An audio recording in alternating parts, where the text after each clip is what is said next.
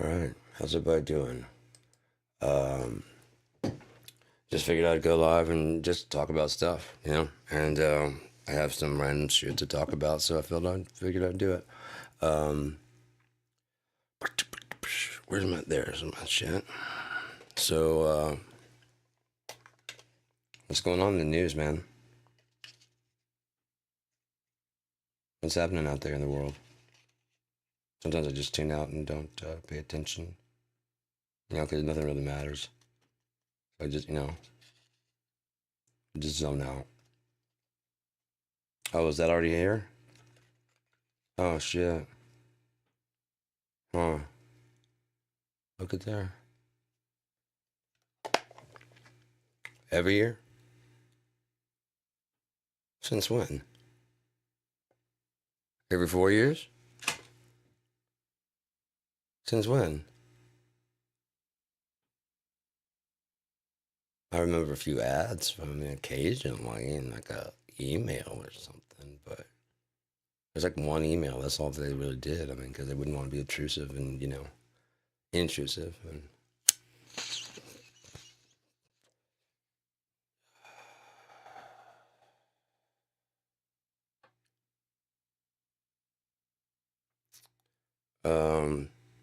at the same time, you're kind of stuck, aren't you? Because this shit ass world needs money.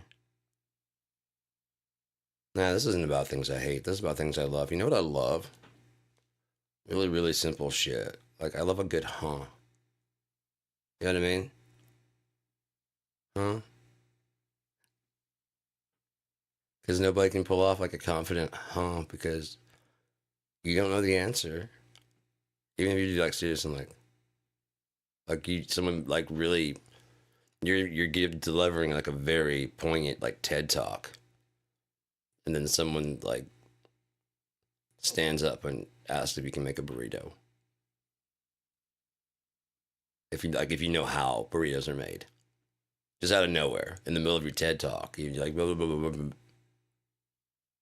Huh? You see, just the confusion. Huh? I don't know. I love it. I love the break because, like I said, especially the more into it's easy to get a huh out of someone just like walking and just scream a name, especially in a crowded area, like a popular name, Tom. Hey, John. Huh? Huh? Who the fuck is called? And like four guys. Huh? Huh? The hell? There's a hook up there? Oh shit! No way, dude. That's the only reason I didn't hang that light there before, which means I can get light in the living room. Fuck yeah. All right, cool. So anyway, sorry about that. I was drifting off in there. I didn't know there was a hook right there, and I can hang. I've got a really cool ass studio light in my other room. If you've seen any of my other old videos, you probably have seen it. But I didn't bring it in here because I didn't think there was a hook in here. I didn't want to transplant that hook, but there's a hook right there. I don't even remember that even being there.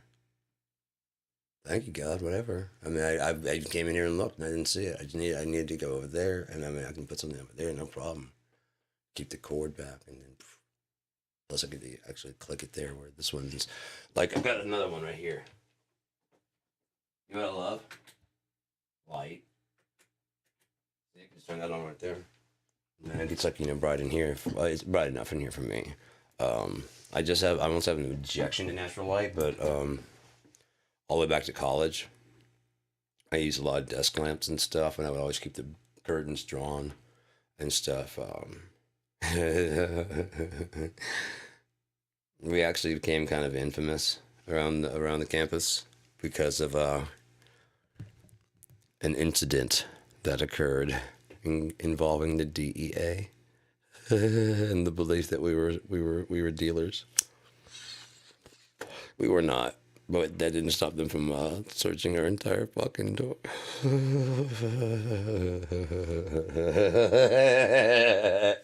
And find shit. That is such a fucked up story, man.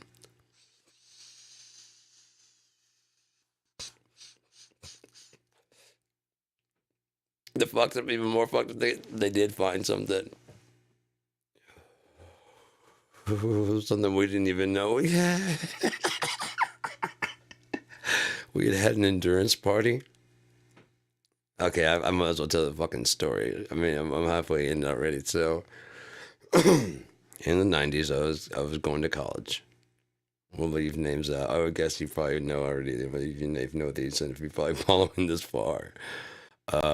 So I have a room, and then I had a dorm mate named Patton Jones, and his roommate moved out after some first semester. My roommate moved out after first semester, and Tyson needed a place to stay. So yeah. Or was it midterm? It might have been midterm. I don't know. Anyways, so Tyson moves in, and we proceed to have these endurance parties and shit. And we were just like, basically an endurance party was basically whoever passes out last loses. But me and Tyson would, I wouldn't say cheat, but we trip acid. And that just works a little bit longer, so everybody else is passing out, and we're just like high fiving and smoking pot in the dorm. Everybody else is gone home, passed out, and so we're like, "Yeah, we win again. We win again." We're just tripping as the sun's coming up. It's fucking great. But the door to the dorm to the suite. There's 4 dorm rooms off of the suite, like straight ahead, so like a communal bathroom. And there's a door, then a door. So there's 4 dorms inside the suite. The door going into ours, don't know if something they had like that kind of pull shut, but ours got fucked up somehow, and so it bang really loud, and so we always knew if someone belonged in our dorm, in our suite, because if it bangs. Because they don't know how it's going to, it's just a door. It's just a door that's doing what it's supposed to do. But our friends know that it bangs, so they're like, oh, they kind of pull it slow, as if there's without a bang. You see what I'm saying? It's like it's like a warning device. So,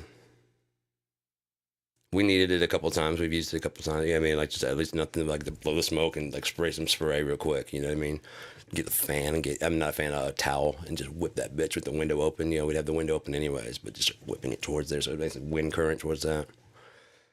We'd usually spray or keep, incense going the whole time, but just to further help it out. Tyson was a smart motherfucker, man. He's a really good drummer too. I don't know where he's at. I hope he's still around.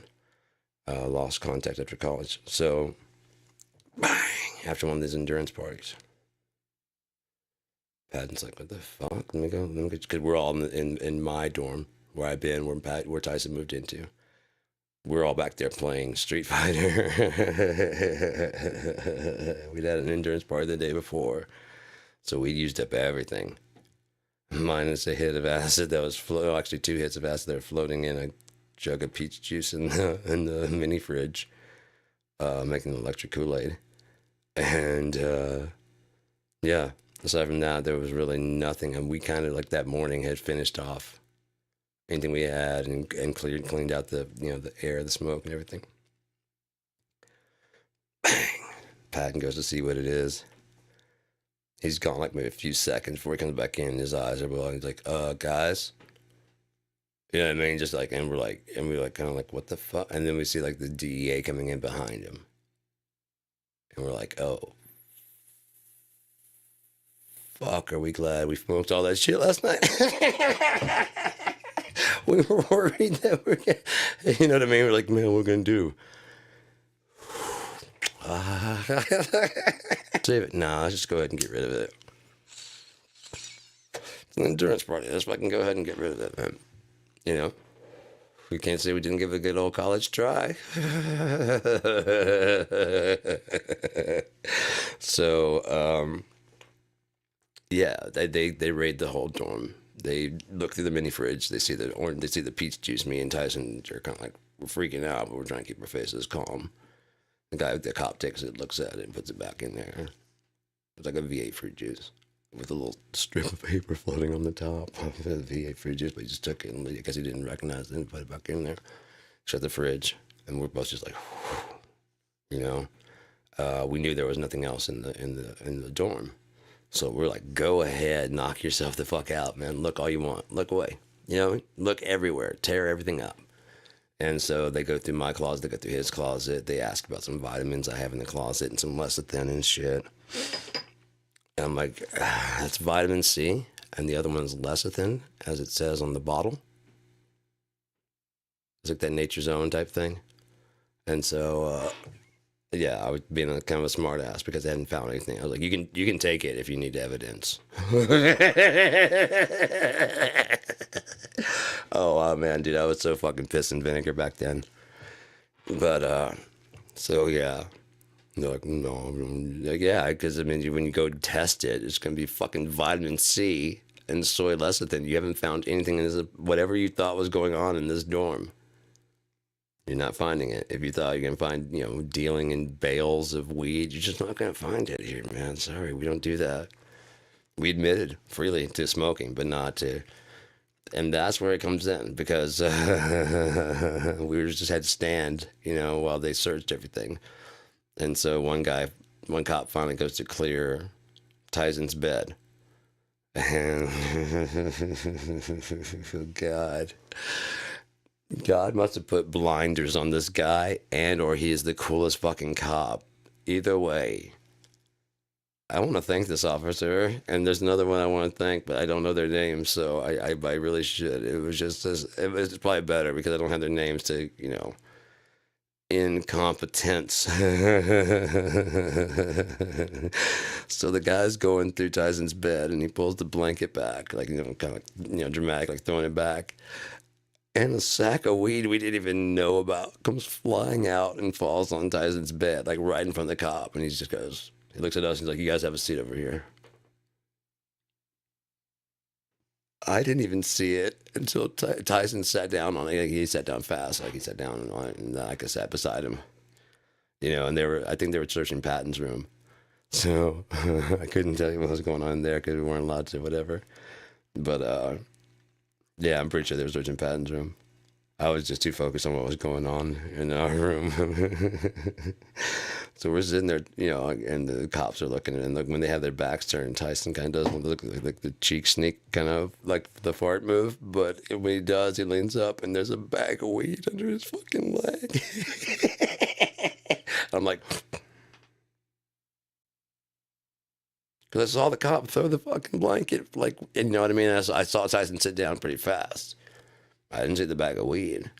until he leaned up. He kind of like did one of those like he's about to fart type things, and I could see it underneath him, and I was like, and so they're asking if there's anywhere they hadn't searched yet, and I'm like, you haven't searched my bed, you know, like I had a bunk bed, and they're like, are we gonna find anything? No. Have you found anything yet? And they're like, no. And I'm like, yeah, you're not gonna find anything up there. And they're like, yeah, not gonna worry about it. And I'm so glad they did because I had so much. Are you familiar with those Camel caches? Like back in the '90s, I used to smoke cigarettes, and my friend smoked Camels like all the fucking time, and so he had tons of Camel cash, and you could trade that in for hats, T-shirts, different various Camel paraphernalia. But you know what I mean, like lighters, Zippos, and shit. And this dude smoked enough that like he got an 8-ball lighter that had 8-ball, and it had like 8-ball lines at Camel, and it's a nice lighter. It came in like a kind of tray thing. It had like a little felt tray that would pop out, but the whole thing was like one of those cookie tins. And so you take the lid off of that, and there's like this black felt, and the lighter set like right on top of it, like a Zippo, and then you take that out, and you can take the little thing out there, and then you have like a little tray right there for like. And so I did. I had empty baggies, I had seeds and stems. I completely forgot in the raid that I had that up there. And I mean, there's papers. I think there's like a couple roaches.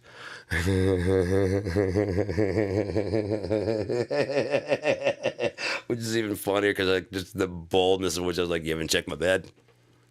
I completely forgot about it. And you know what I mean? So like, you haven't found, he's like, wait, no, you haven't found anything. He's like, yeah, I'm not going to check that. I'm like, yeah, cool, man. And so like they were getting ready to go. I'm biracial. They're writing up the report. And this was just the fucking. It takes a little bit of time for me to tell this, but it's worth the travel if you want to go on a journey. If not, toodles. So the cop who's writing the report asked me what my race is. And I said, I'm biracial. I'm black and white. He's like, well, what do you want on the report? I'm like, both. I'm both. I want both on there. And he's like, okay. Dude, we didn't get a copy of the report otherwise. Yeah. So time goes on. I move. Actually, I went to go visit my brother in Ann Arbor from Louisiana. I went to just to visit for like a week or two. And while I mean the case is still pending and stuff like that, so I hadn't planned on like moving up here in this general area. But when I stayed for that 2 weeks, I got done with it, and so I was about to go back home. And my brother's like, "Hey man, I talked it over with the guys. There's an extra room. They're cool if you stay. We need an extra roommate. We need someone that they like, you know, someone that's cool, that can, you know, whatever." And they say that they're cool with you if you want to move up here. And he told me like the rent, I think it was $1,000 on the house, split 5 ways. It was weird. It was like it was 200 for 800 for each of us. I don't know. It was really weird the way it was set up. Because the person who lived in the top had like this whole like the very attic where it had been redone into like a room, and so the person who got that paid like $50 to $100 more than everybody else because I mean it was a big fucking room. Everybody else had pretty big fucking rooms. Um, it was really cool, man. The '90s were really fucking cool. And yeah, so you're on your own, but you're not out on your own. You know what I mean? You're not completely. Someone's got, you know. I mean, you're renting a house with like 4 of your dude friends. You know what I mean?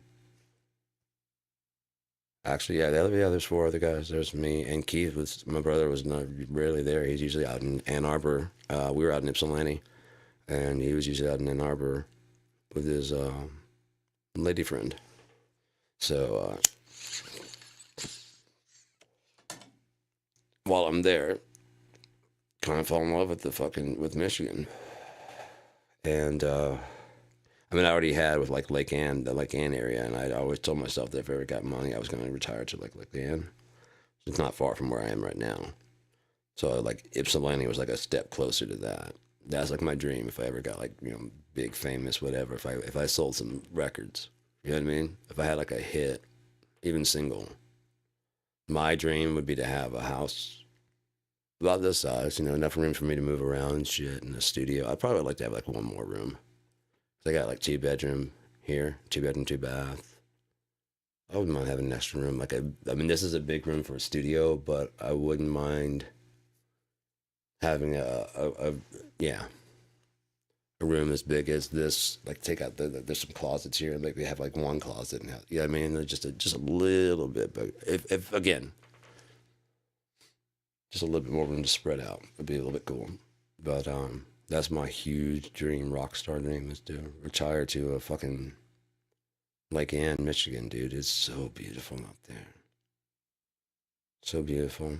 So that was, like I said, Ipsy was a step towards that. Plus, I've always wanted to be in a band with my brother. This was a step towards that. Uh, and I knew that with his singing, you know, with his singing and oh no, not that one. Sorry about that. His singing and my guitaring, I knew we could probably do something pretty awesome, you know. But it just never really kind of materialized that way. I ended up playing drums for his band, Sublimation. Well, their band. I was never. I was like kind of like a drummer for hire, but it's all good.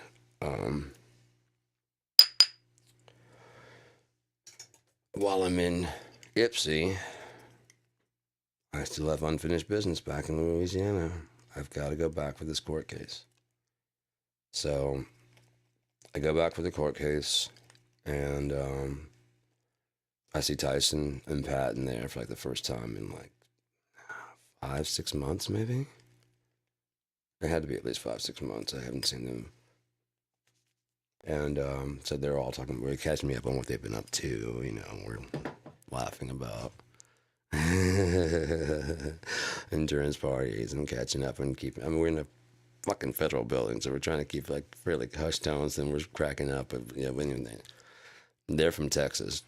Tyson's from Texas and Patton's from Texas. And Texas is a big enough place for that, so. That both of them could be from Texas and not be from Texas. Not Texas, Texas. Plain old Texas. Plain old. Plain old Texas. Just plain old Texas. Yeah, Texas. Like the state. That's where they're from. Where? I'd have to kill you.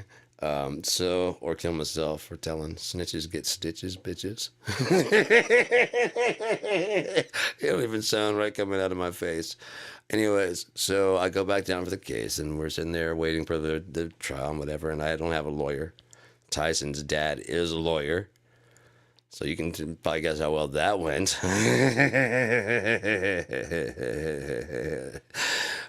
Patton, I don't remember if I think he had a lawyer, maybe yeah, he might have actually, because they were together. I think Tyson's dad either represented or had someone from their thing to represent him.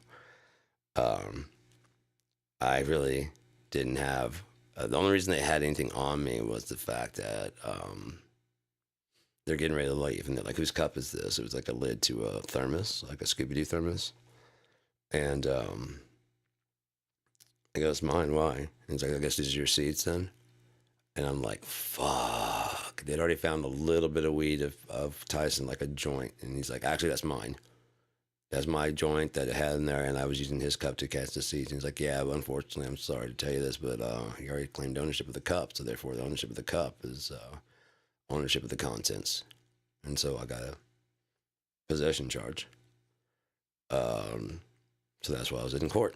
And so I go down there for court, and the public defender, because I didn't have the money for a judge, comes out and is like, Mr. Battle, you want to come back? And I'm like, yeah, you know. So we go back there and we're talking. And he's like, I really haven't, you know, familiarized myself completely with your case. Let's go over it real quick. And he's reading it out loud. And he's like, okay, so, you know, officers arrived at the dorm. 3 white males. I'm like, 3 white, what?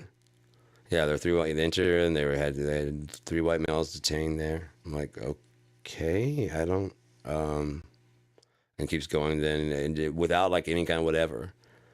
It's like, then the black male, and I'm like, so during this police investigation, the DEA investigation, what happened to the white guy? And the guy's like, hang on. And he keeps reading a little bit more, and it's just getting more and more ridiculous. You know what I mean? Because basically, I'm like, so you mean to tell me in the middle of this fucking DEA bus, there's this white guy who just walks away and a black guy who just shows up?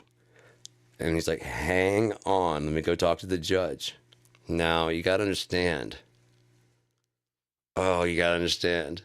My hair was like down to here and like braided up from like the top. It was shaved on the sides like it is. I mean, it's shaved now. But the top was like fucking came all the way like down to here. So when I came back from Michigan, I mean, it'd be one thing if it was just long. I just pull it back and put it in a ponytail like I often do, and then it would look in courtroom case, in courtroom setting, it would look fine. It would look presentable because it just lays down on the back, and it would have the top just kind of pulled back, and it would, with the suit, whatever, and tie, just looking forward, just kind of looks like I have like a patch of hair up here, and then touch on the side, and you can see what's hanging down the back.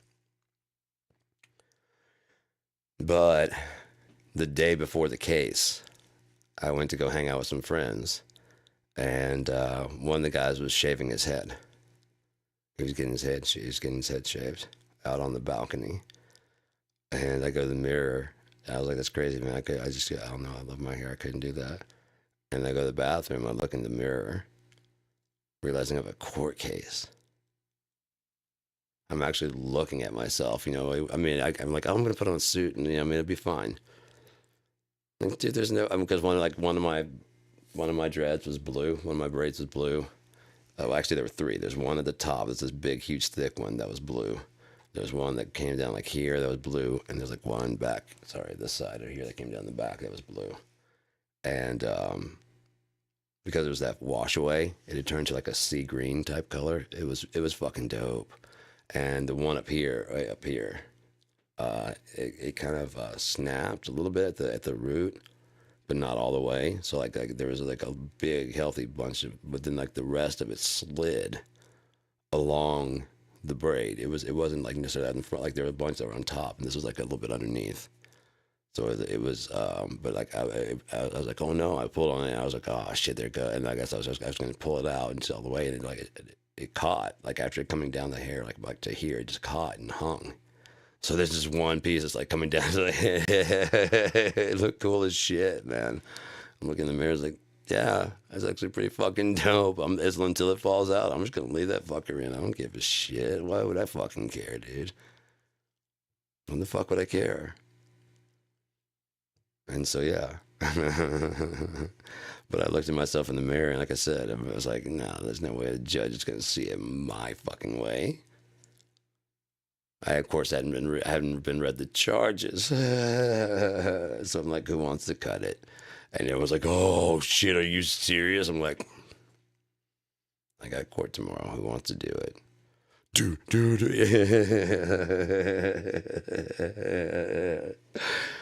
Nothing like a bunch of fucking stoners that want to fucking cut hair.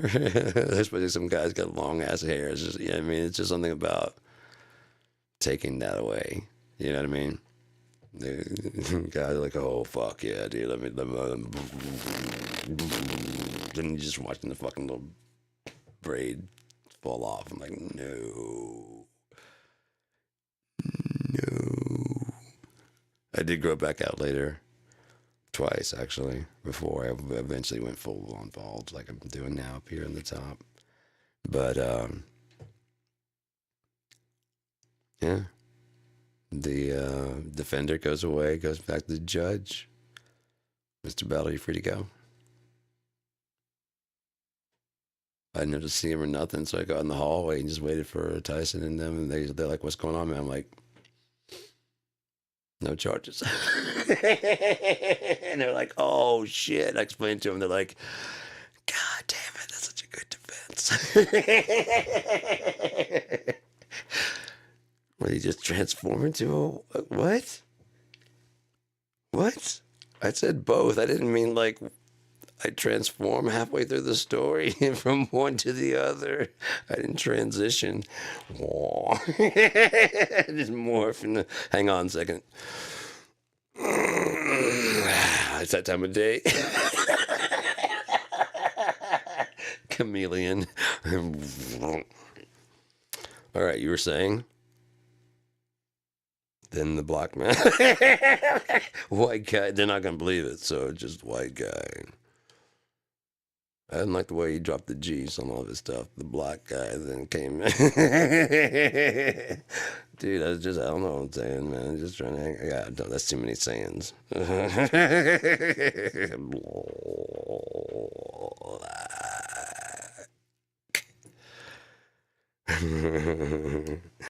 Dude, I had so many people try and like fucking label my shit, dude. I was in school, in elementary school, and I go to the front office where I had to. I can't remember what. I'm doing some paperwork, and oh, that's right. That was doing the intake, and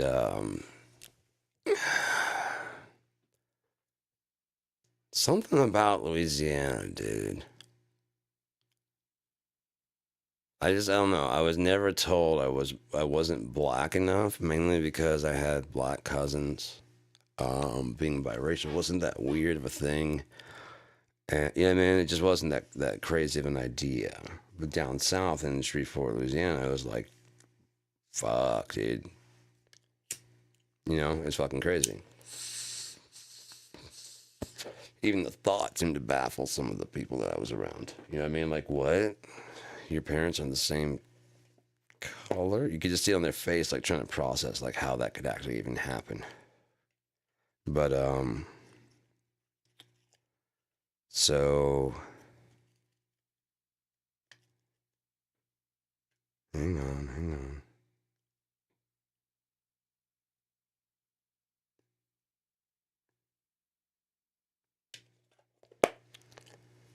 I'm younger. I'm in elementary school.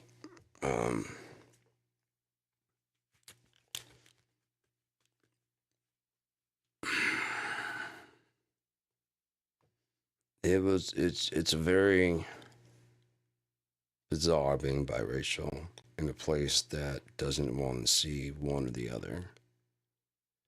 But the lady behind the counter was a black lady. I don't say that because the lecturing she tried to give me.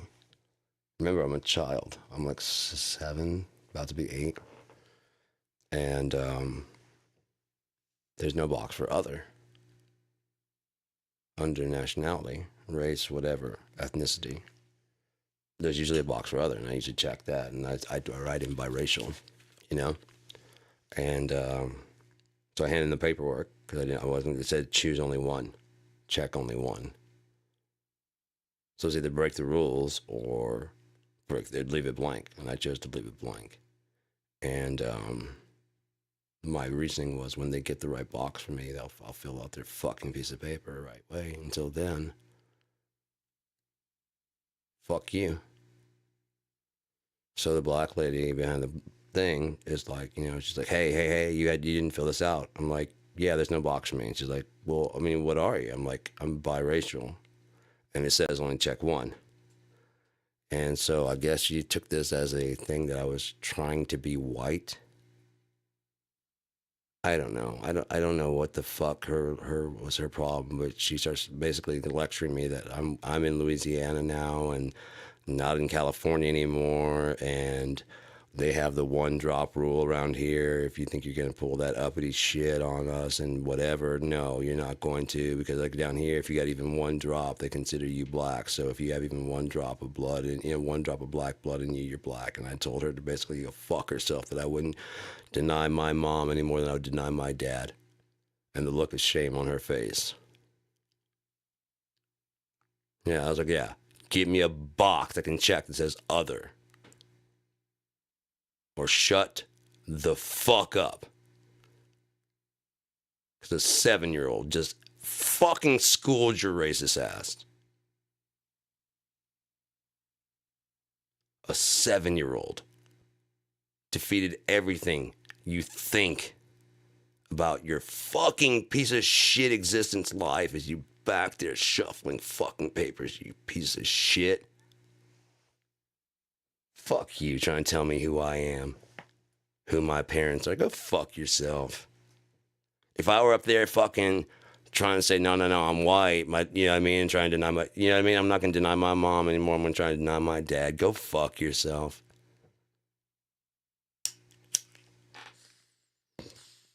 Like I said, give me a proper form and I'll fill it out the way you want. Till then, fuck you. And she's like, well, let me go see if they'll let you do two. I'm like, yeah, you go do that.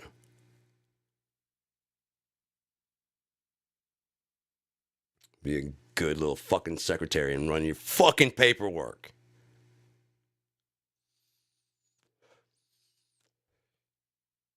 Son of a bitch, man. I mean, it's just the thing about the South is that both sides are fucking racist as shit. Who started it first is the only question now. And of course, we know who started it first. But now it's so entrenched and ensconced in the traditions and shit down there that it's just a hopeless. Go to Shreveport, Louisiana, look around. It's a fucking hopeless pit hole. It's a shithole. Pit of despair. I don't want to talk about shithole countries, dude. Just drive to shitpot Louisiana and you can see what the fucking shithole we have here in America. Physician, take the fucking thorn from thine own eye. God damn. Blind motherfucker. Blind leading the blind, and they all go into the pit. So, another thing I love is, it's like, look, I like when people talk at the same time. I always have. I don't know why. Like when it's timed well. I've seen comedy duos do it, but before, and it's always cracked me up. It always has and always will. So when Key and Peele did theirs, fuck, theirs was just so well timed, especially over the Zoom thing. Oh my god, and the ending just, I was in literal tears. I was crying. I was laughing so hard. I was crying. I mean, I'm just like wiping away. I'm like, oh my god, because it's a great bit. And then on top of that, is one of my favorite things is when you can't. See, we can't talk the same. Dude, you can't talk. What are you doing, man? Why? Is this on purpose? What are you doing? Why are you saying why are you saying words when I'm trying to talk? What, man? Hey, if you talk, you can't hear what I'm saying. I'm never. I'm never. We're never gonna hear each other. God damn it. That's so fucking great. I don't know why. It's because like if either one would just shut the fuck up, it would solve everything. But I think they're just both so bullheaded. You know what I mean? I think that's what I love about it. Because it's absolutely ridiculous. They're having a discussion about how they can't have a discussion. That's the only time I like those kind of conversations. A conversation about the conversation is when it's like in a hypothetical situation and you're exaggerating it for a joke. Other than that, dear God, spare me about talking about the conversation we had. I know I thought you meant, God damn it, I know what you thought. You thought, basically, you were just wrong. Okay? That's what happened. I don't care. I don't care what you thought I was trying to say. It doesn't matter. It doesn't matter. Great. You thought with the way I talk with that wolf, you thought it was an S. No, it was a TH. Sorry that I fucking have a bit of a whistle when I talk, but these teeth aren't fucking real. So what are you gonna do? So pop them fuckers out right now. I got my good going out teeth in. Fucking 48, man. You leave me the fuck alone. On top of that, I had really bad fucking teeth. So, but no, that's the, like I said, I like really simple shit. That's like easy to, fuck, man. I don't know. Like Pete Holmes' comedy. Mainly because he came to the line, that's my fucking flute. And he doesn't even own a flute, but I actually have one, so I can tell it. So, yeah. Excuse me, sir. Can't believe I have to ask this. Would you mind not playing the flute? Well, at least while you drive me, or would you mind not playing a two-handed instrument while you're driving me around in your car? What's the problem? Huh? What's the problem?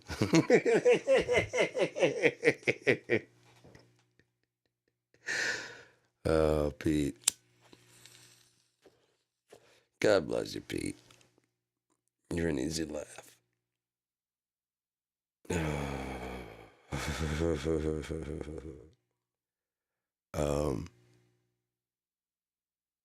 thought I heard the TV. Maybe I did. I don't know anymore. Who cares? But it was just cracking me up, the whole idea of the decided to go live and decided to. I was already having a little sketch in my head going about the huh. See, just to all the fucking whatever you have going on in your face, is just what huh.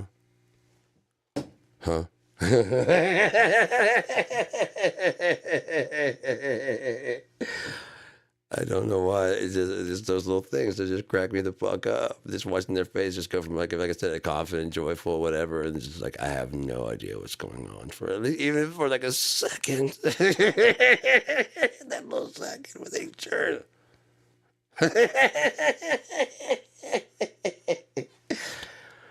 Oh God. You know, there could be Neil deGrasse Tyson having a fucking astrophysics conference. It's dope. What the fuck? Huh? Don't believe me? Next time he's having one, just stand up and scream bologna and cheese.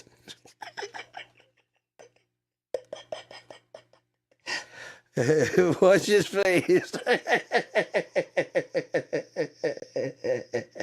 Even better, chime in with a couple of your buddies, all four of you. Bologna and cheese. You just gotta send me the copy of it so I can watch.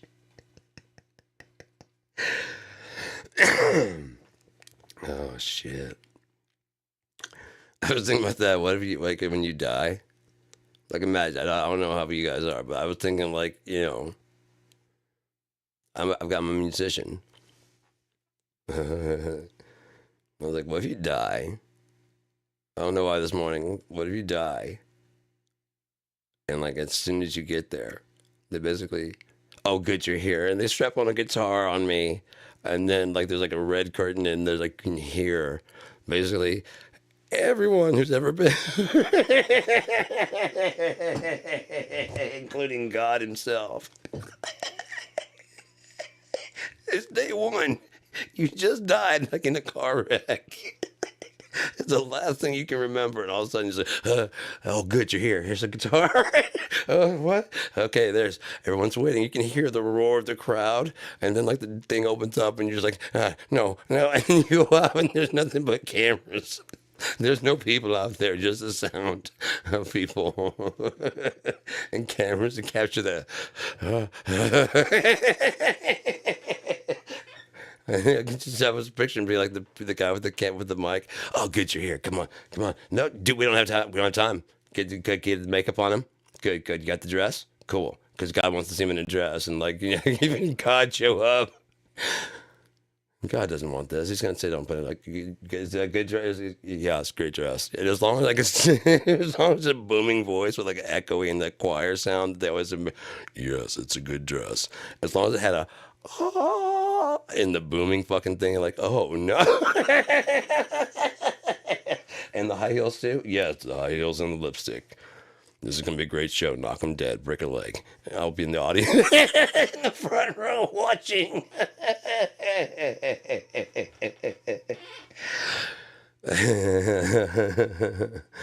I always thought of like a better way to fucking like if you can send someone to hell, if God was gonna send people to hell, like right before they go, just to add like a nice little icing to the cake, whatever their biggest fear of how of dying. They're going to hell anyways, right? So, I mean, fuck it. Getting hit by whatever it is that you most fear, dying in your sleep, whatever it is. I don't have any fear. We'll have to find one. That didn't work. Clear. All right, just wipe his memory, start it over again. My laugh is getting more and more maniacal as I go. I hope everybody knows I'm just joking about stuff. I mean, fuck, like Anthony Jeselnik say some of the most horrible shit. I can't just joke about God having some vengeance, which he says he will do. Because I'm not talking about like fucking attacking innocent people. And I was like, whoa, dude, our records of like, you know, our lives. George Carlin said it best. Your birth certificate is proof of your guilt.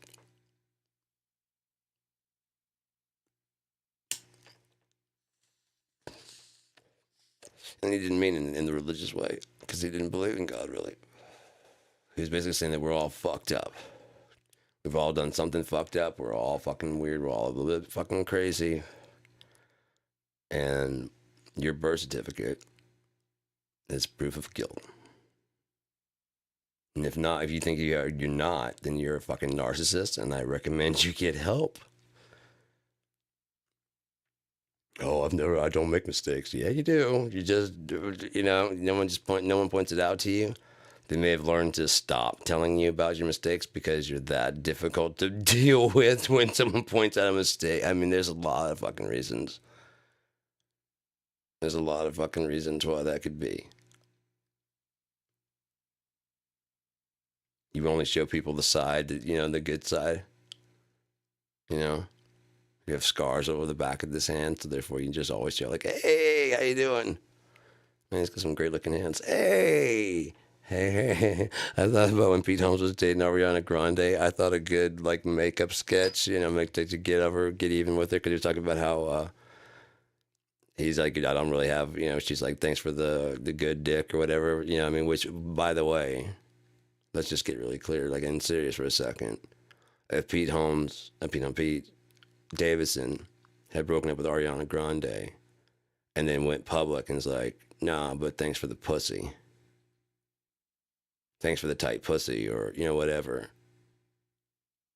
I can feel people's asshole clenching up just saying the words. But yet,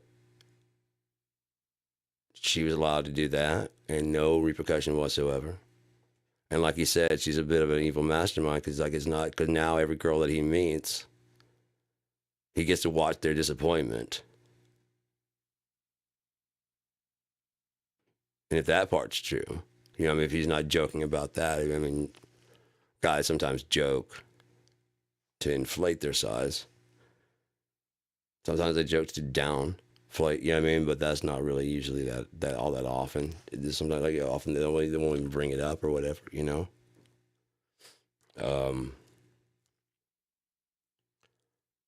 But just reverse, that would be fucked up. But a good revenge, I thought, would be to do a sketch where Ariana Grande's only got one side. Like he goes to try and kiss her on the other side of the face, and like she's always just constantly just turning, you know, away from him, and like, you know, he only can see her from that one side. She always got all her photos are always in that one shot, you know, in the one angle. She won't do interviews. She wouldn't do interviews from the other side. I don't. And I was just like, why wouldn't you? And I was like, what if there is no? And I could picture just him trying to turn her head, and he finally turns it, but it's just more.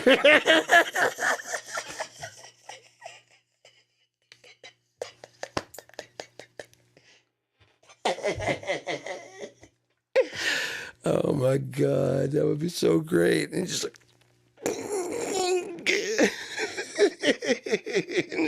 it's like this like kind of CGI where it's like, there is no other side of her face. That's why she insists on coming out to have big interviews like, hello, how are you? No, there's nothing. There's nothing. If we were to look on this side, he would look exactly the same as this, which would confuse the fuck out of you. So I just prefer to walk like this. Oh, shit. Oh, my God.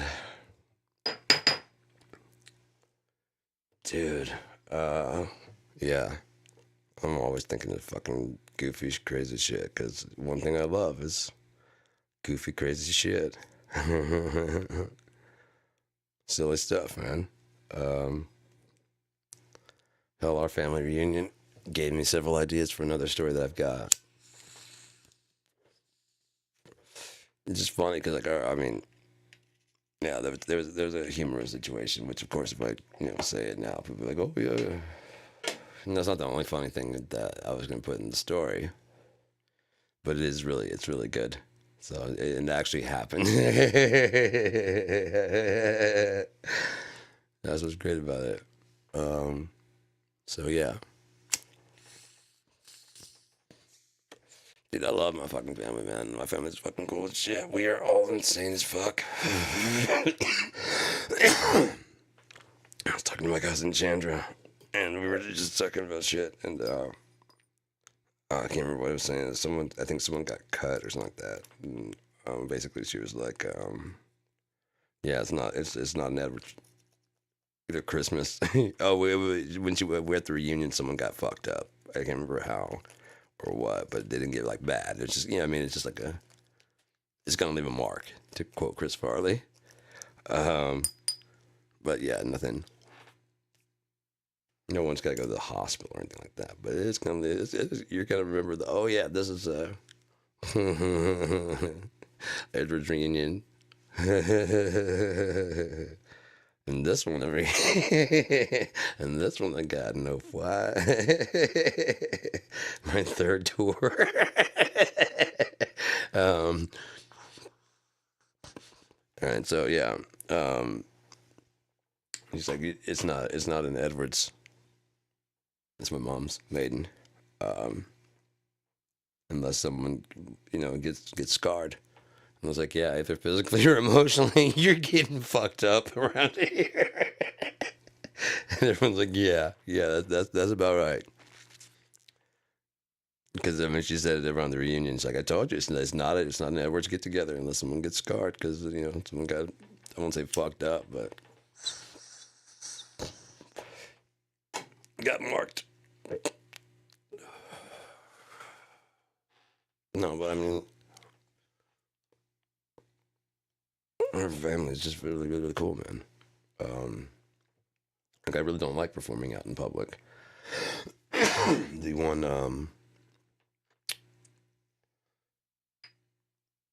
open mic night I have up, that was really kind of more of a redemption than anything else, because the first time I went to go perform there, I went with somebody and they got way too drunk. And, yeah, I had to kind of come back and be like, yeah, I can't leave that. I let that be the last thing you see me, especially the sound guy that kind of took a brunt of this guy's drunkenness. But yeah, so I had to go back and apologize. I mean, I'd already apologized at least twice for leaving, and then I came back by myself and I was like, "Hey man, I just," and he's like, "I work in a bar, man. Drunk people come in all the time." I'm like, well, yeah, that's true. But still, I just, So I mean, I recorded it because I didn't get the one that I wanted the first time, and I have it recorded. I just never released it. I was gonna send it to the guy, like reasons you should quit drinking, and let him watch his behavior. Wasn't good. So, yeah, man. I feel like listening to some Troth, dude. Troth is actually charting in. Oh wow, it's about to fall out. It looks like it's about to fall out. Oh well, I'll get another. I got another stand around here. Another. Where'd the other one go? Oh well. I'll figure it out. So, yeah, I feel like listening to a bit of Troth because we're charting between. Again, I'm not promoting the Reverb Nation. Aside from like this, a couple times I've mentioned here, or I mean, whatever. Um, and so we're getting views from like all kinds of places, man. It's really, really cool. And I really appreciate it, man. That music is like 5 years old, at least like 5 years old. We have 3 songs now. Um, you can hear my voice is kind of coming back a little bit. I kind of blew it out doing some of the singing for Troth, but it's coming in season now. As long as I let my voice heal, I should be able to do that on a regular basis. I know how to get that tone without destroying my vocal cords now. So I can do it for an extended period of time without ruining my voice. Hopefully, like my high end will come back in pretty soon. I'm switching off of smoking to edibles. I make my own pot oil and use some of that. What's it called? Almond bark, because it's basically chocolate flavored sugar, and then you get some unsweetened cocoa and put that in there, and it's the cocoa is like unsugared chocolate, so they go great together. The whole thing that I make makes about like 3,600 calories. Um, Maybe a little bit more with the oil. The oil might add some more, but I really don't know how much. Not that much, and so mixed in there, it's just I mean, it tastes like chocolate, dude. And I put a cookie sheet down. Like I make these little I have some mold for the Easter, and so like I'll do it. That's my test batch, and then I can do I think there's like 10 for a tray of those. I can quick freeze those and see. I mean, because it's just pot, you know what I mean? So it's pot oil, and that's already made. So I just drop it into the thing and can mix them more. Now, it takes a little while for it to kick in, but I can usually tell by the flavor if it's enough. I already know how strong my oil is. I can just tell by the flavor if each little piece has enough. Make sense? Because it's too much, it starts to get like melty. Even like the chocolate is mostly oil, and so it just starts to melt in your hands, and that sucks. Um, but too little, and it tastes really great, but there's no sparkle to the end, and I want the sparkle in the end. So yeah, I make chocolate. I should get some and show it to you. It's just like this. Like I said, I just pushed I put some parchment paper at the bottom of a cookie sheet, push it down in there, and just pour like a layer, about like that thick. And then once it solidifies, just break it into a bunch of little chunks, and then just pour those into a Tupperware dish, and just the whole Tupperware dish is about like, I'd say probably about 3,800 probably total calories.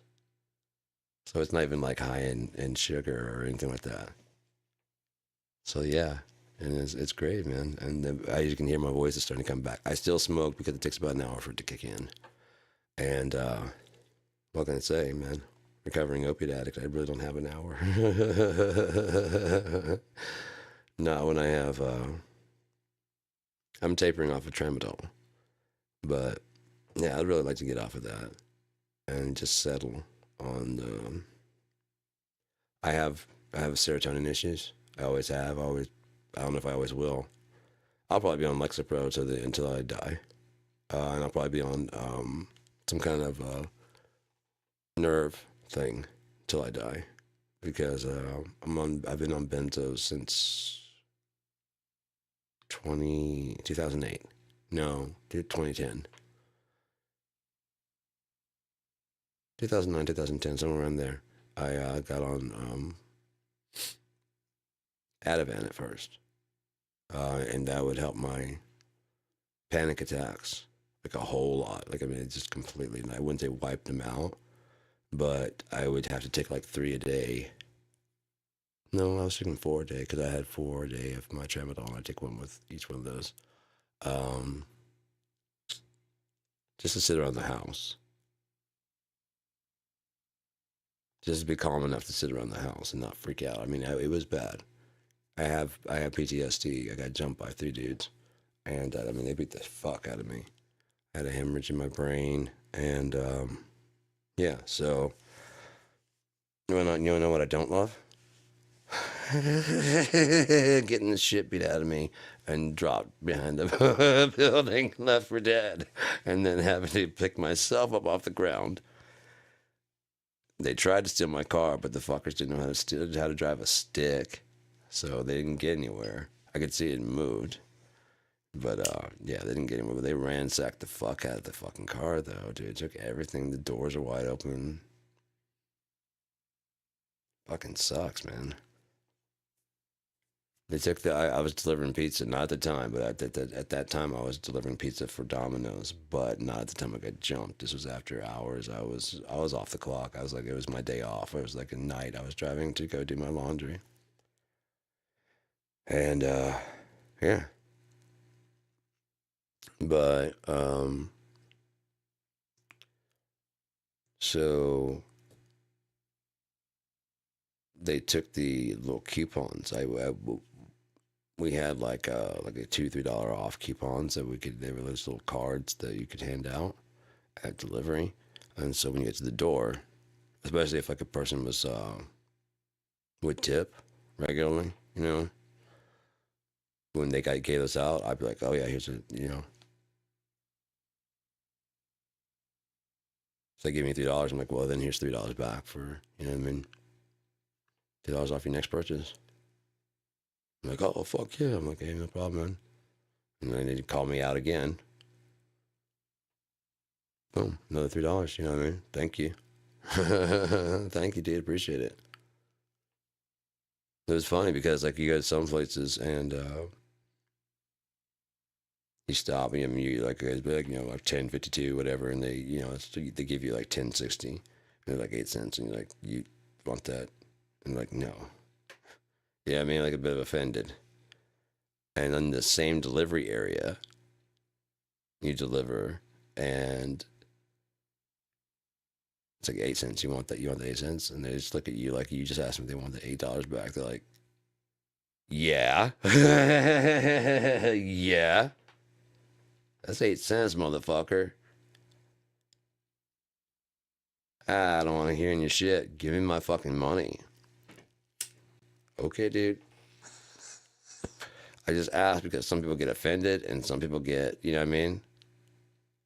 Like, here's your 8 cents. Like, dude, don't give me that shit. I've had people like, dude, I don't want that. Keep the fuck. You know what I mean? Even if it's like, here's $1.25. Just keep that. Fuck off. No, I don't. Fuck off. But basically, no, I don't want that. That's just keep. They do that and just shut the door.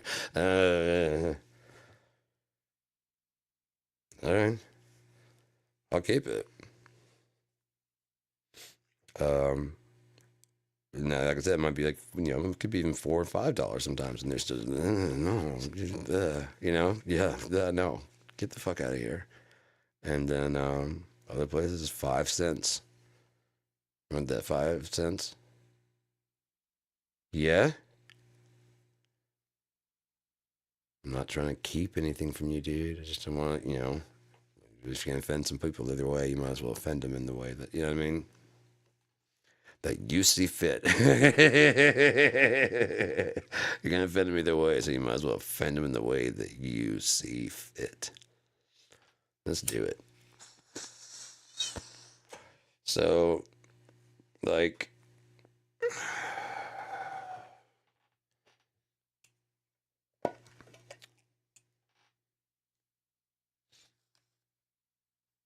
I get jumped by these 3 guys. Thought I lost my pot? No, I didn't lose my pot. I got my pot. See? Didn't lose my pot at all. So I get jumped by these 3 guys, and my face is all fucked up. I mean, you can see like the boot prints, the cloven, the bottoms of the shoe. You can see like one here and like one here and one here and one here. I mean, they were just stomping like all over my face and head. stomping, enough to leave bruises, like one across, like like going. Yeah, I mean, you could see clearly it was a boot. Um, and amazingly, in 3 days, my face had there's like a bruise here and like a bruise here. There's a little bit of a bruising over here, but it wasn't anywhere near and I hadn't really dealt with the whole fact yet of everything that happened yet. Um, so I go back to work and I'm delivering pizza and I get called to the area. And so I go out there. I wasn't even thinking anything of it, but I delivered the pizza and I was walking back to my car and like these four guys were walking down the street and I just started to freak out. Just freak the fuck out. And I just 4 days walking down the street. Bother anybody? They never planned to bother me, but their presence around just freaked me the fuck out. And so I go back to the store and get another call. And I deliver a pizza to one of the guys who kicked my ass. And he pays using one of the fucking cards they stole out of my car. And so I go back to my car, like, because he was smiling and he kind of just like whatever and just kind of gave me the card and just smiled and shut the door. And so I go back to my car. I'm like, you smiling motherfucker. The thing is, I got your address and your phone number, and I got as I'm getting ready to call, I remember that the night of, they asked me for a description. And while one of the guys was short and had a kind of lumpy face, another guy was big, not fat. He was fat, not like muscular. And the third guy was tall and skinny. As far as faces, because of the nighttime, it'd be hard to really give them a good description. And Shreveport was hard enough on black people already without me giving them a free permission to round up any three guys that kind of couldn't. One was short and lumpy face. The other one was brown, big, kind of a bigger guy. And the other guy was tall and skinny. Any configuration of that, or a tall, fat guy. Would you say a tall, fat guy with a skinny, lumpy head and a, you know what I mean? Fuck it, I got him. I think I got him. I'm not gonna be part of that. So I told him I couldn't give him any real good description. And so, why would suddenly my memory come back to me now that I have their address?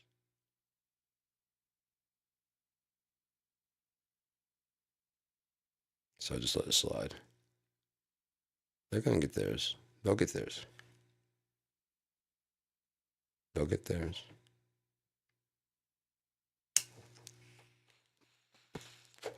I had a friend, Sean McVeigh,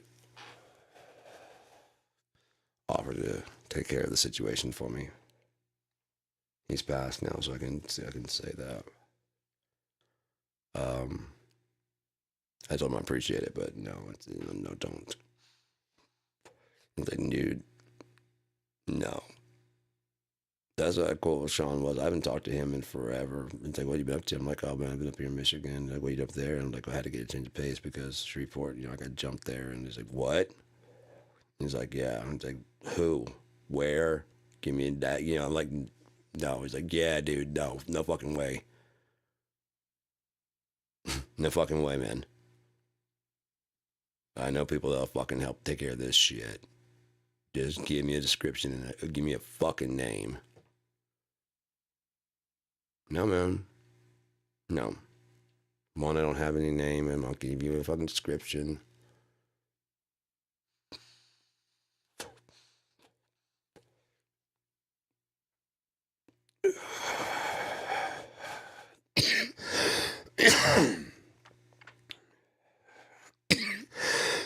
I was trying to warn that Josh guy. There's a Josh guy. He came in trying to start shit in one of my earliest live feeds. And I probably still have it up. I don't know. But he was going off about shit and trying to talk shit. And I'm like, you don't want to do that, man. You don't want to do what you're doing. I know you're just having fun and whatever, but you don't want to do what you're doing. Oh, don't try to act like you're about. Oh, I'm not about that life, dude. I can't explain what happens to people. All I know is that there's been several people that say, oh, yeah, do your worst. Only to call me or try and get in touch with me within a month saying, you got to make this stop. I'm like, I'm not doing it.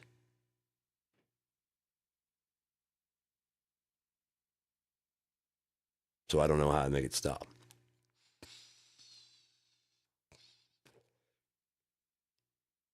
I'm not doing it, so I don't know how to make it stop. There's a point where I drop and say, fuck this person.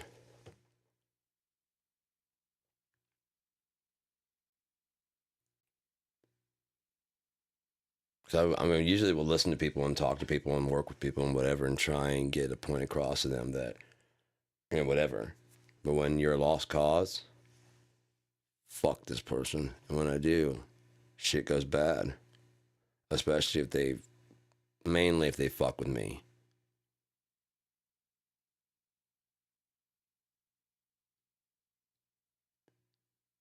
I can't explain it. I'm not saying I do it. I don't do anything. I sit here. One dude on the internet was like, you know, he was in another state. It's like, what the fuck are you gonna do? Do your worst. I'm like, it's not. That's the thing, man. It's not me. And within a month, you got to make this stop. I believe I told you, dude. I'm in Michigan. What state are you? You're in another state, man. I told you this at the beginning, didn't I? Didn't I say what do you think I'm doing, man? You think I got a network of spies or something? That I'm poor. I'll admit, oh, I'm rich in spirit. And one of the other things I love, so loves me back. I'm the richest fucking person on the planet Earth. Fuck you. Fuck Bezos. They'll have the one thing that they cannot fucking buy. But I digress. Mind above. Now, there's tons of shit to love in this world because you just have to look for the right things. You gotta stop looking for the negativity and start looking for reasons to like things. Because almost everything's gonna piss you off. Almost everything's gonna drive you nuts, and almost everything you're not gonna understand at first. And those people that you do, you notice they say that we're vibing on the same wavelength.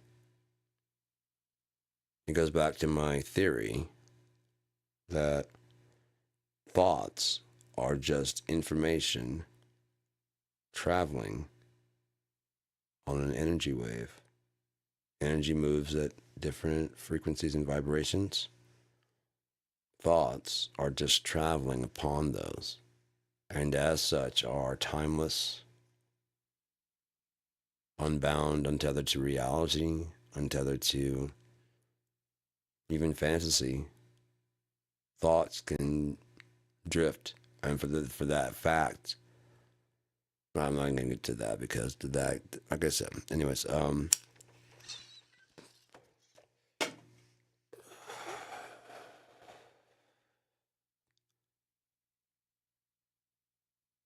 it's just energy. Thoughts are just energy. Consciousness is just energy aware. that is making decisions.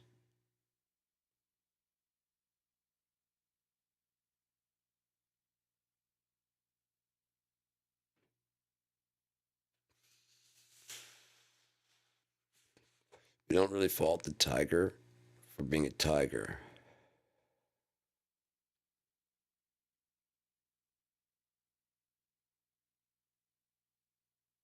Maybe we just don't understand humans. It's a thought. Maybe we think we're something we're not. But we have these. Yeah. And so do monkeys. Did they put themselves? They have 4. They have them on their hands and feet. They don't have to wear clothes. They don't have to go to jobs. Aside from humans, they're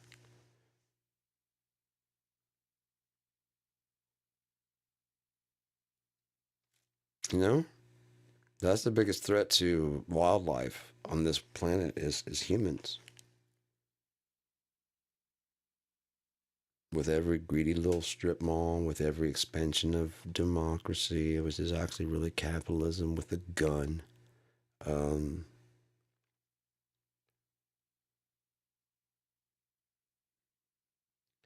The really shitty thing is that, like,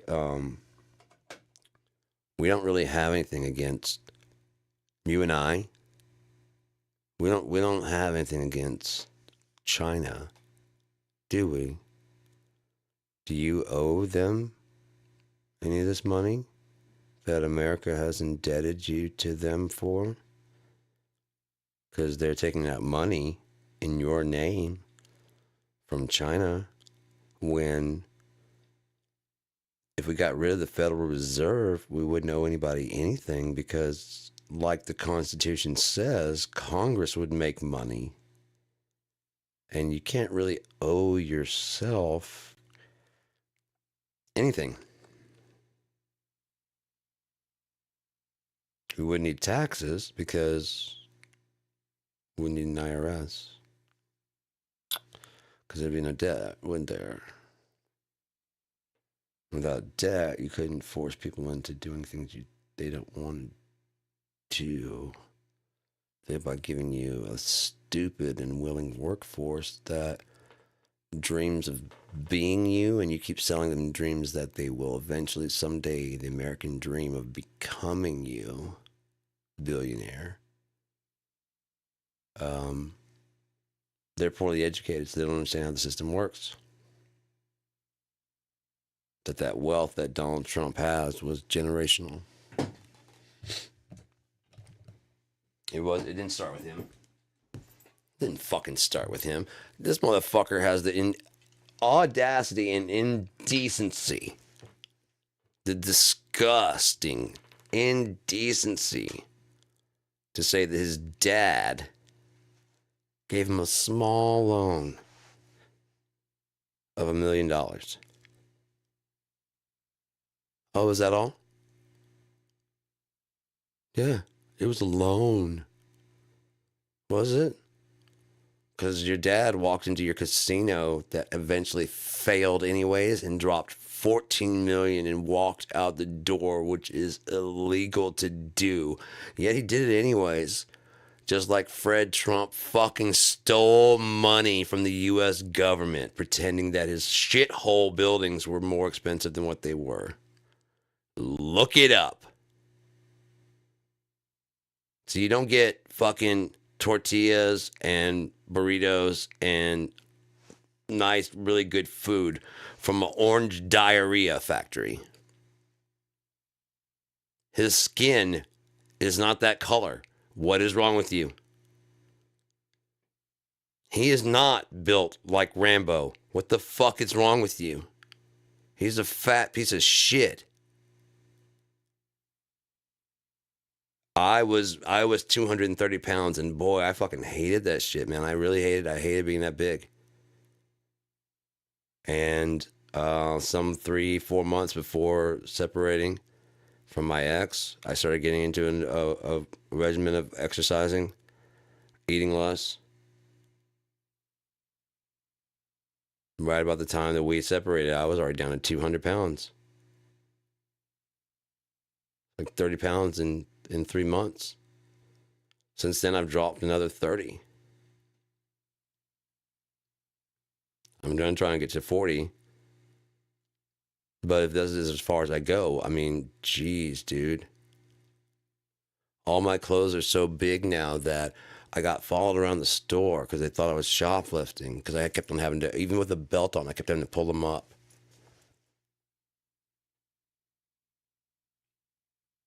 They're size 40s. The smallest I have now are like, I have one pair of 36s.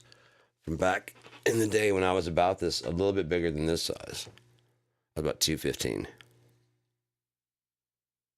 And, yeah. I had other pairs of pants like that. I mean, because I had up to size 40 because my weight would fluctuate. And it's not gonna do that shit no more. I'm gonna keep my shit. I got my shit. I got my exercise routine down. It's nothing like super hard or anything, but it's enough to keep me in shape and keep me looking good and keep me toned. That's all I really need, man. You know, I'm 40 fucking 8, dude. I shouldn't be getting better. I should be on the decline, not the fucking, or as Trump would say, the dick line, apparently, because he's been spending too much time at the YMCA. Dick on the brain when he's like, we're going to be at the end of America's dick line. Go back and watch it.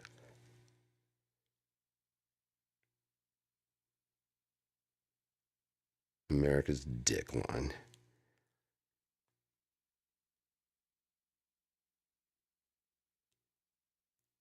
Dude, I have to wonder what the fuck is.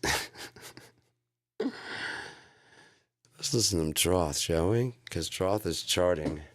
Let's see if I can find some easily. Oh, you know what? I know where there's some at. It's Believe, isn't it?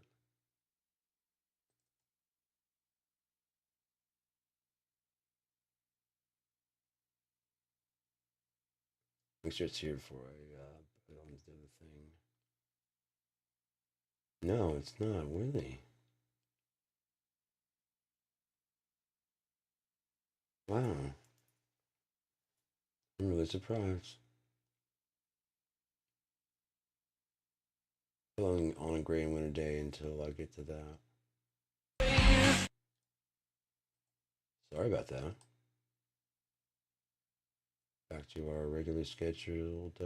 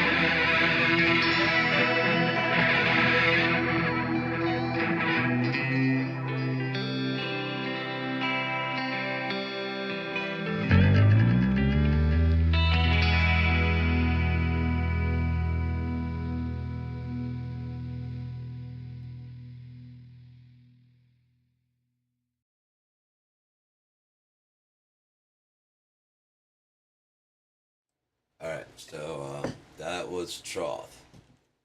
Fuck, I knew that sounded weird. That was Troth. That last song there. The first song that was played was "On a Gray and Winter Day" by Geardma, and then Troth followed that up with "Believe." And I've got a couple more that I want to play of Troth before. Yeah, maybe I'll head out. I don't know. Maybe I'll think of something more to say about things that I love.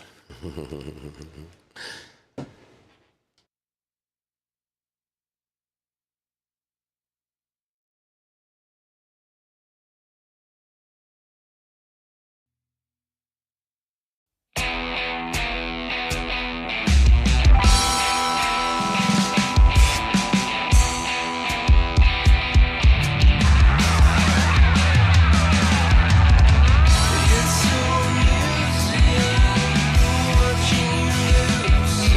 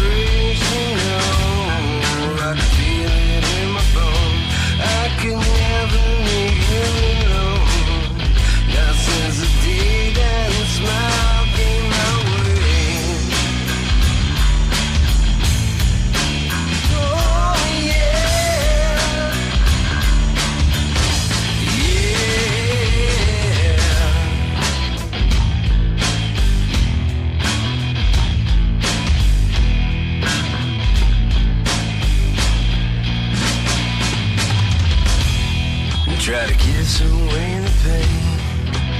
Stab it in again. Feeling a bit unknown. I think the thinking is a blame, but awaken anyway. Oh yeah. The sign of the times are everywhere. Help me to find my way back home.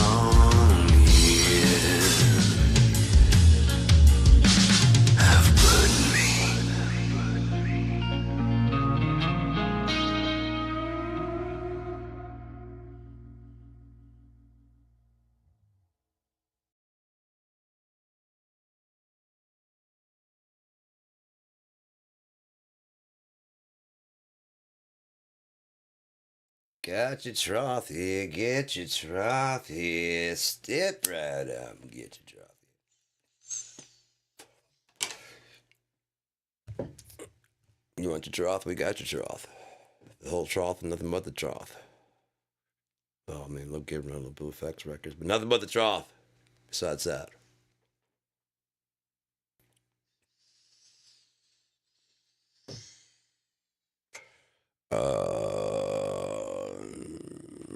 DJ Funky stuff is gonna be coming up maybe this Thursday on Blue Effects'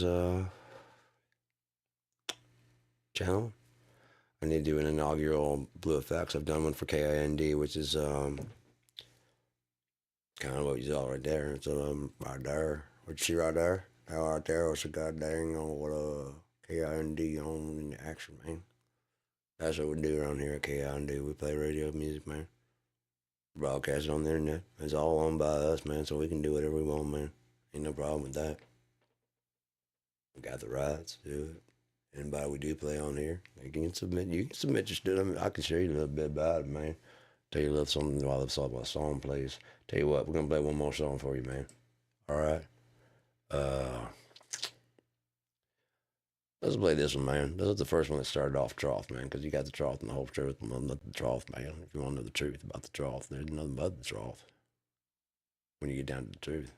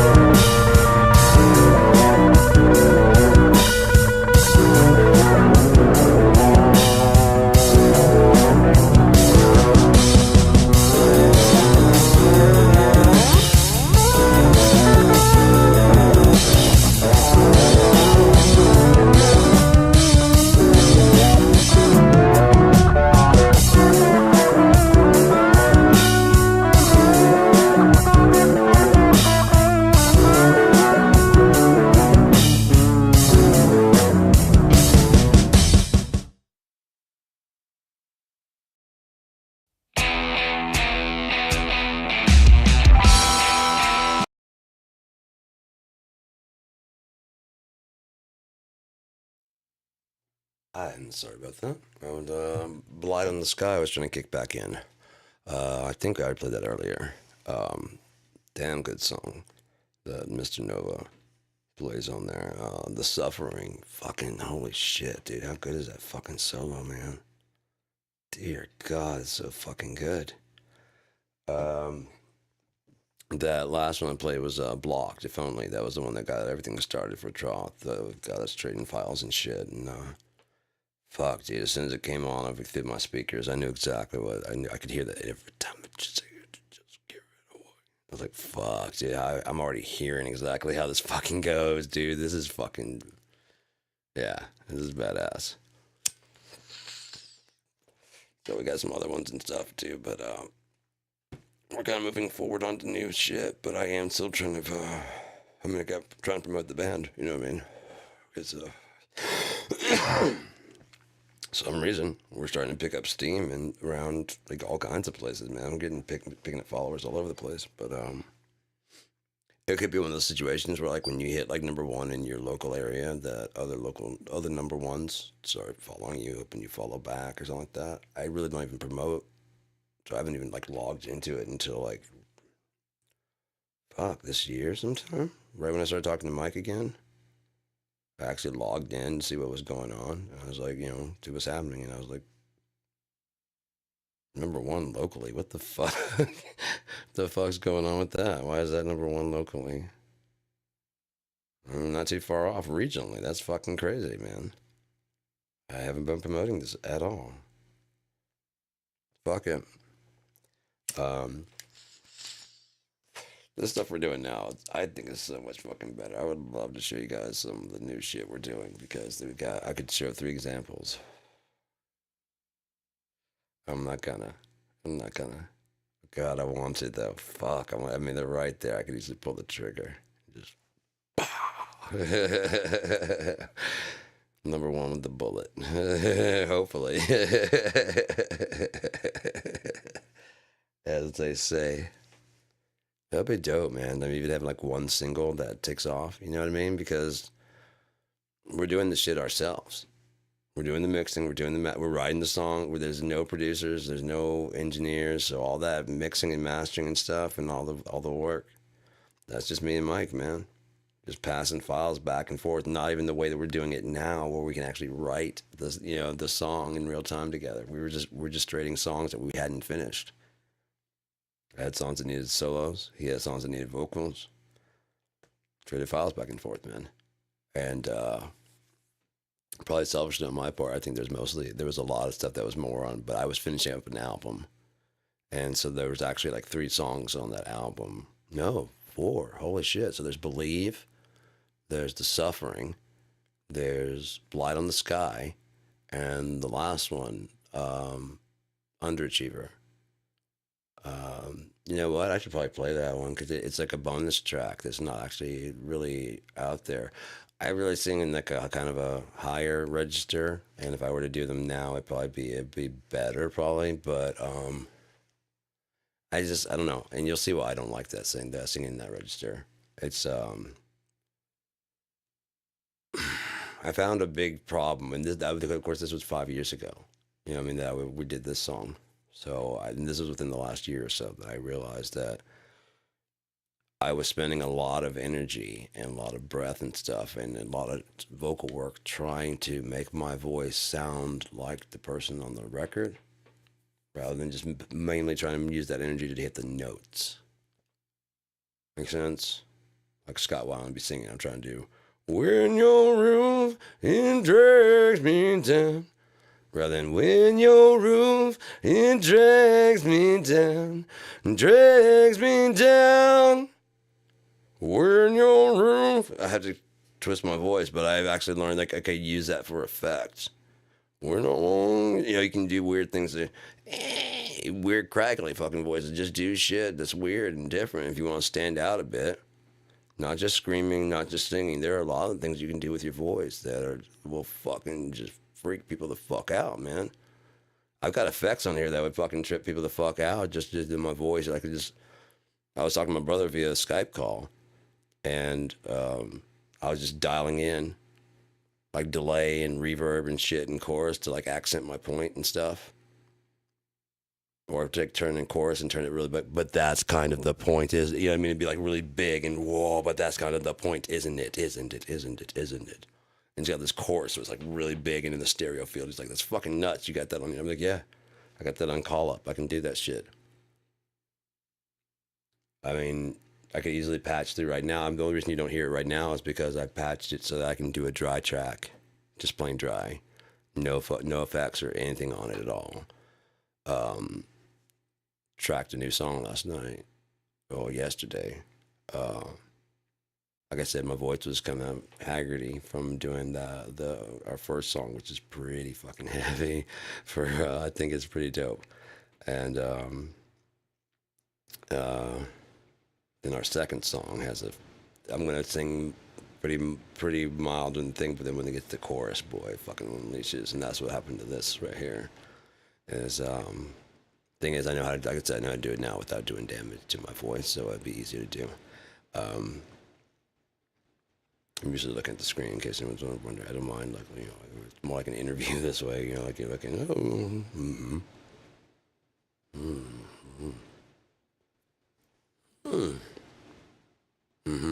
oh yeah,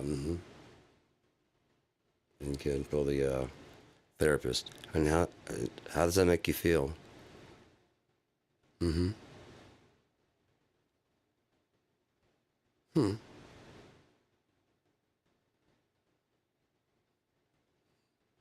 Oh, wow. Oh.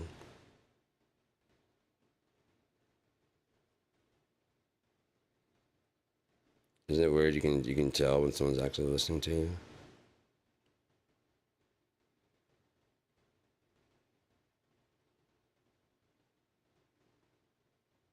But means you can tell when they're not.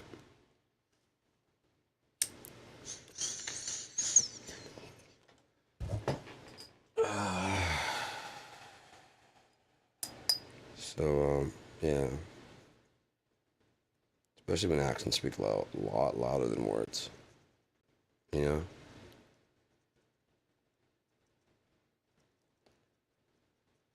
Does anybody with a chance, if there's someone to,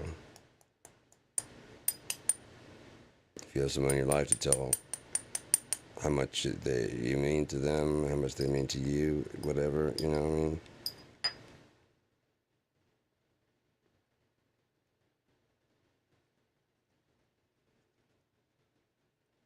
I said what I said.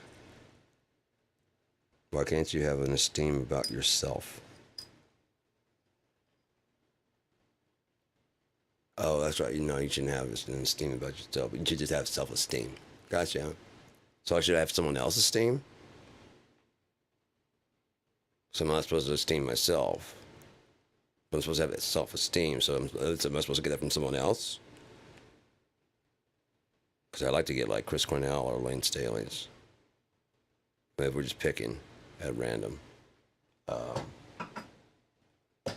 had a good presence, you know what I mean? That's one pop.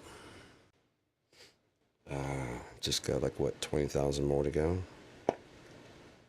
It's always weird when you get like something like that in your back to pop and you can actually feel the sensation. That one didn't, but I mean, it's it's always a little small start that starts getting everything moving. But yeah, like, you know, I would go to this chiropractor.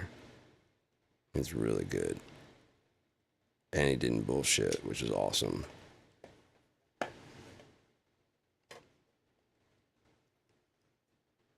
Literally, he just like, you know, like, yeah, I was telling him, I was like, it's, because he's going to do the x-rays. I was like, so I guess I could do the x-rays and have to come back another time and get them read and stuff. He's like, why? Like, most places I go, they get, you know, you got to do an x-ray and you got to wait to get the, you know, results. And he's like, oh no, dude, it doesn't take long to get the results of an x-ray back. Anyone who's just, need to, like, stop going to anyone. Oh, wow. Anybody hear that shit? Anyone that does that is just trying to get an extra fucking copay out of you. Wow. I wonder if that's gonna pop soon.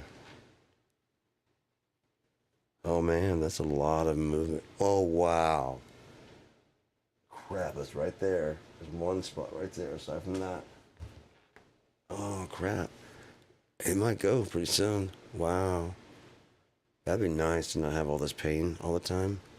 Because that's a lot more movement. Crap. That should be the source of like all my pain.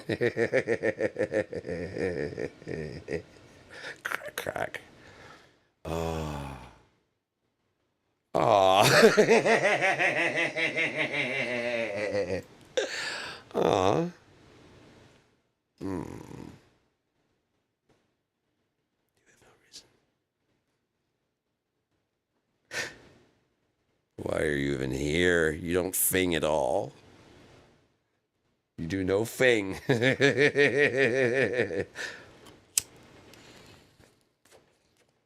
be no finging going here on here.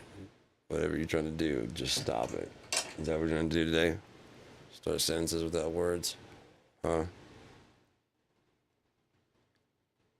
Huh? Trying to talk without sound? Is that what we're doing today? Telepathic time, space travel?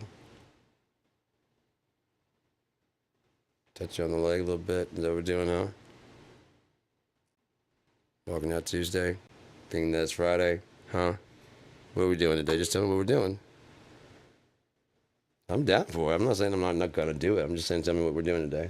Is that what we're doing today? That's all I want to know.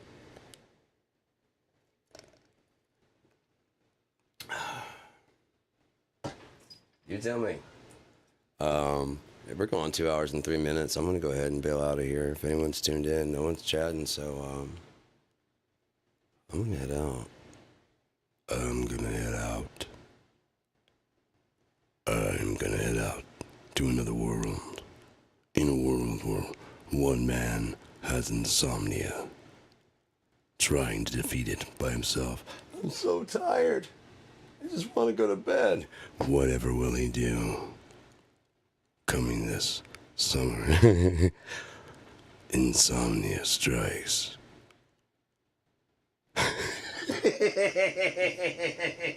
I don't even know what the fuck's wrong with me. Insomnia coming to a theater near you. In a world where sleep is optional, one man chooses. I didn't choose this shit. I was written this way. Shut up. It's my story. Fucking asshole. Yeah, I can write you. I can erase you. Don't talk back to me like that. In a world where one man talks shit to the wrong voice. Okay, I'm sorry. You kept me awake for 3 years for this fucking movie. Just please let me sleep. In a world where a man wishes he could sleep.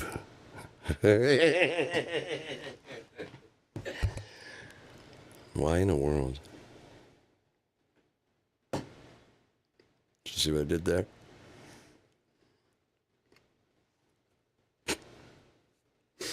Alright, so, why win a world? Why win a world when one exists?